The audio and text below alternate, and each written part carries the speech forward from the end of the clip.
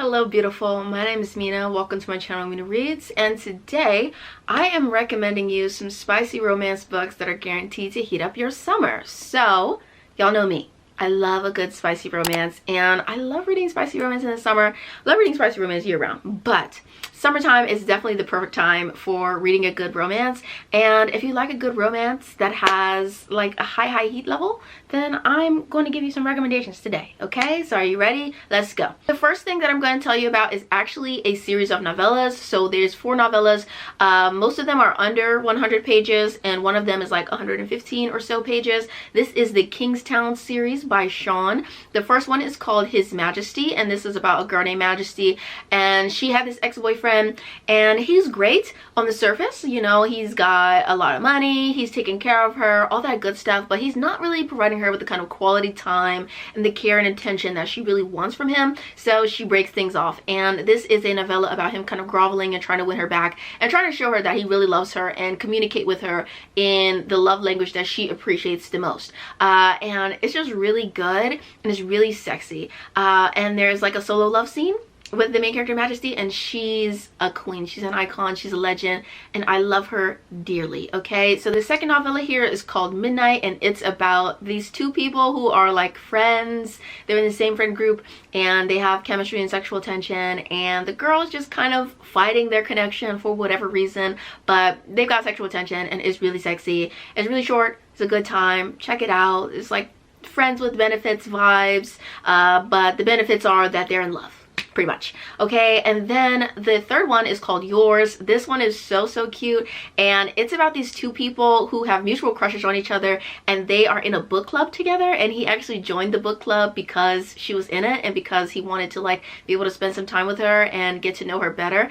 And yeah, like it's really cute. They're in a book club together, and he just ends up like helping her out, taking care of her one day when she's struggling with a migraine because she has like chronic migraines, and he takes her home one day, and that kind of starts off their connection. And his name is Bash, and he's just everything. He's everything. I love him so much. He's the world, you know. He is my sun and my stars, and he's amazing. So I really love that one. It's really fun, it's really sexy, very adorable.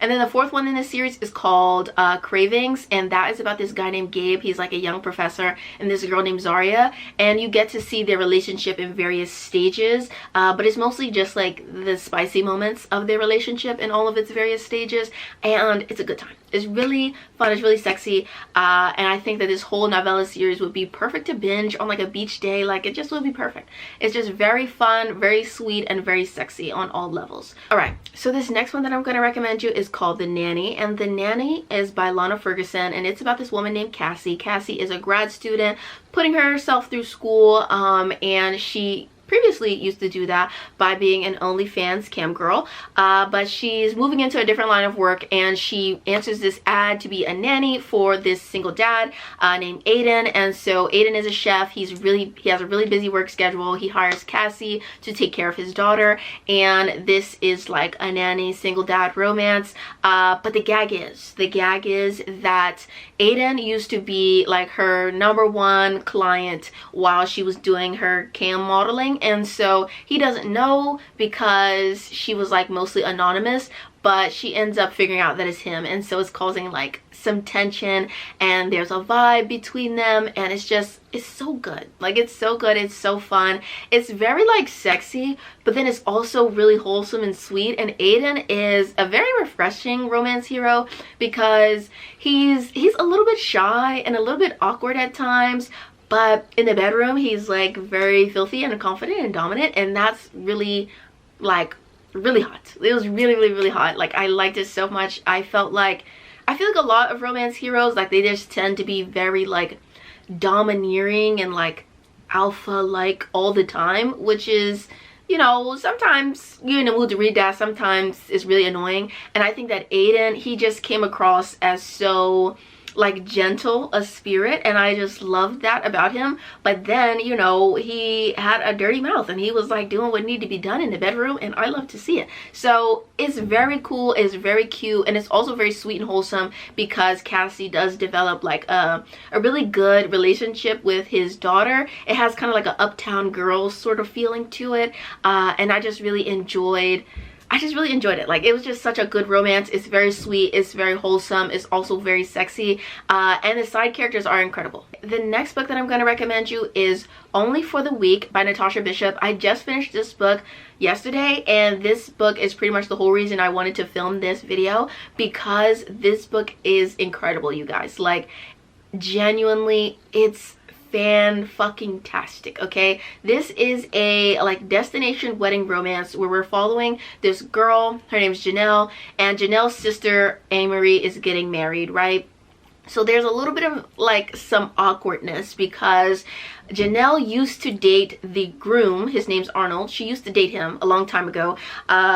Not that long ago, but she used to date him at one point. And so now, because her sister is now with him, her sister seems kind of insecure about their relationship and about the fact that Janelle used to be with him. And so that's causing like a little bit of tension and friction between the sisters on this destination wedding trip.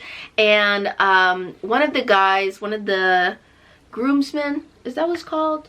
Yeah, so the groom, one of his friends, his name is Rome, and Rome is there, and Rome has kind of keyed into the fact that Janelle is really stressed out, and there's just a lot of silly shit going on, and Janelle's going through a difficult time, and Rome is like, I don't want that for her. She is too beautiful and too amazing to be having a stressful trip, so I'm gonna make it better for her.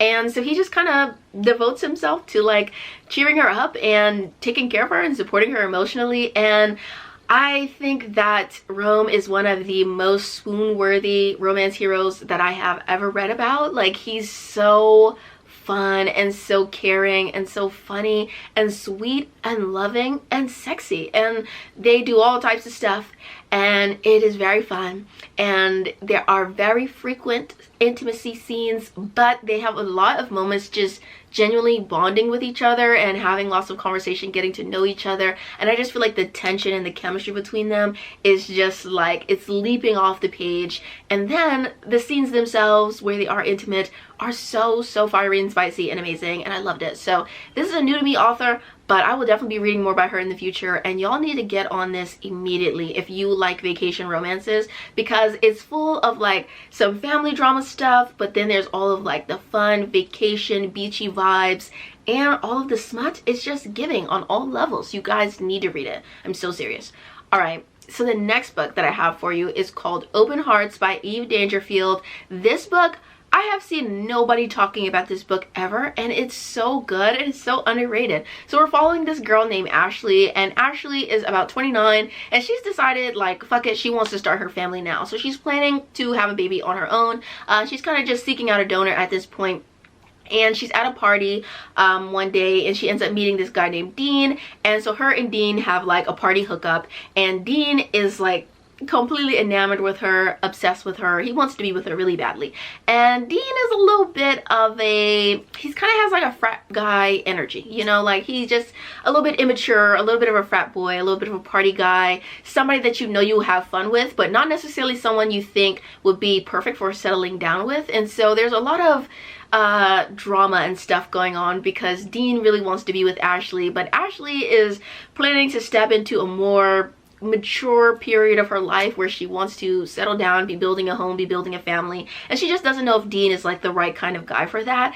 And so there's a lot of stuff going on there, and there's like some good angst, there's some good vibes, like they have such a great connection, but it's really like really good story about what happened if you meet somebody that's just so great for you and you guys mesh so well, but it's just not necessarily the right time in your life to be with someone like that, or to have the kind of relationship that you would have with that person, because he's like the perfect guy to have a relationship with in your early 20s, but not necessarily the guy you want to have a relationship with when you're settling down. And so this is kind of a story about them both growing and evolving, but mostly Dean evolving and maturing into the kind of man that Ashley feels like she can really rely on if she wants to build a family. And there's a lot of stuff going on there, but it's so sexy. The whole time all of this emotional and mental maturation is going on, the book is really sexy, and they're like hooking up, and there's like this very angsty friends with benefits thing going on between them, and it's so sexy the whole time. But also it's very emotional and very heartfelt, and they're one of my favorite book couples of all time. I love them dearly, okay? They're great. They're great. Please read their book. fantastic. All right, so then I gotta recommend Restore Me by J.L. Seegers. This is a romance about a woman whose husband has passed away some time ago. She's still grieving him a little bit, and she's decided that she's finally ready to kind of get back out there on the dating scene, and she ends up sort of falling into bed with her deceased husband's best friend, and this is kind of a bit of drama because, one, they have a very antagonistic relationship with each other. Like Dominic and Sloane, they just have beef, you know, like they don't have the best relationship. At the beginning of the story, they have a lot of beef. There's a lot of tension between them, but that tension turns sexual, and they end up in this friends with benefits type of thing, while she's trying to get her groove back, get back into dating and like hooking up and all that stuff. And Dominic offers to be that like first foyer into the dating pool for her, and he wants to be her forever man. You know, he don't just want to be a dip in the pool, he wants to be her forever, okay? And he's so obsessed with her, and he's so down bad for her, and it's incredible. But there's a lot of spice in it, and it's so sexy, and it's incredible. It's incredible on a lot of different levels, but the sex especially is giving. Dominic is one of the top book boyfriends of all time, and I love him. Is he a little bit silly in a number of ways? Yes, he is, but I adore him. I worship him. He is everything to me.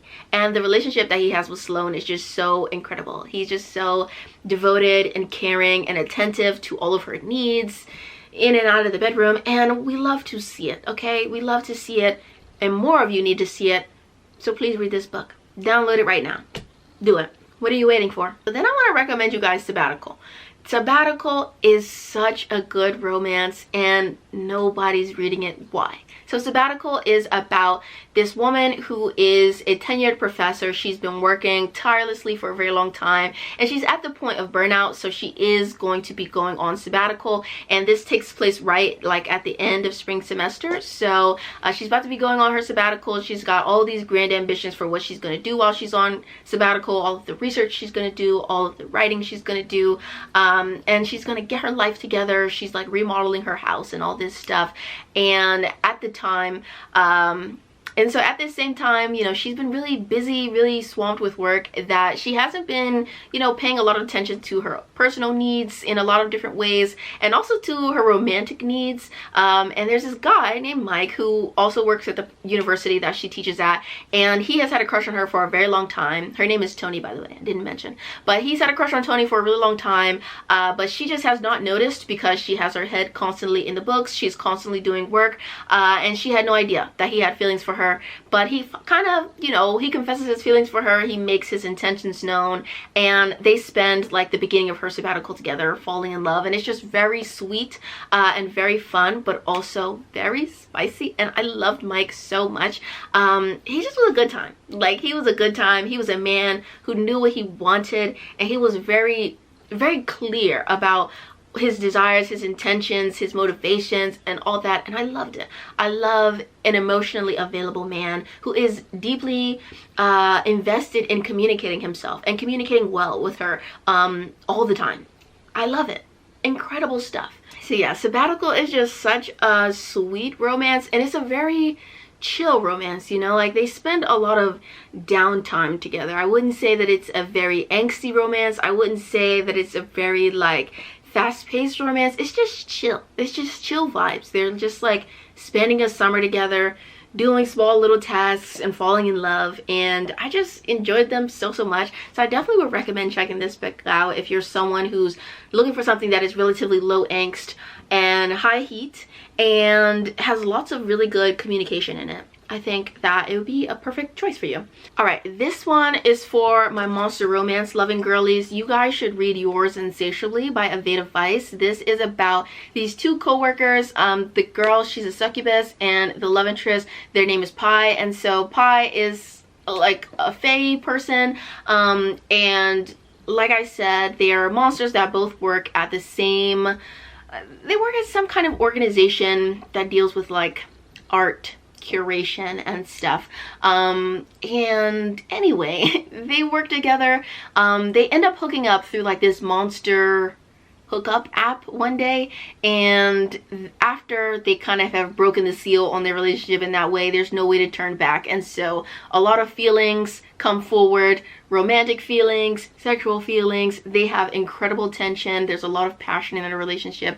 There's also a lot of kinky stuff in their relationship. And if you are a monster romance girly who loves a monster with some extra appendages, you will enjoy this book so much.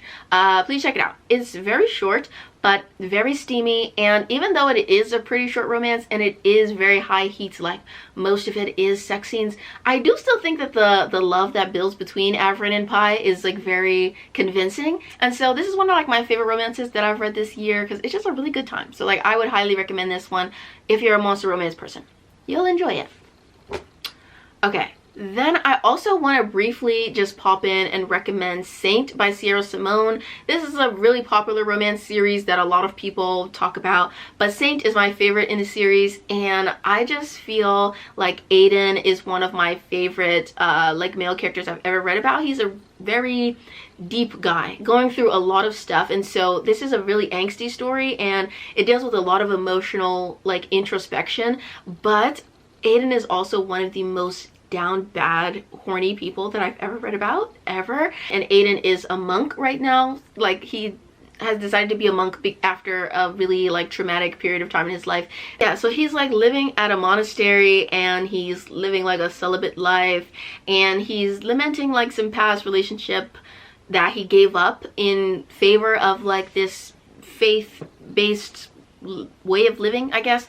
But he has a lot of pent-up sexual fervor that is just incredibly intense the whole book. And when it does get spicy and steamy on page, it is very spicy and very steamy and very wild and incredible. So I loved it. I mean, I think that it's like a good book on a number of different levels, not just sexually, but like this sexual energy in the book is off the charts. It's like to a crazy degree, okay? And I would highly recommend it. It's so good. My favorite in this series, but that's just me personally.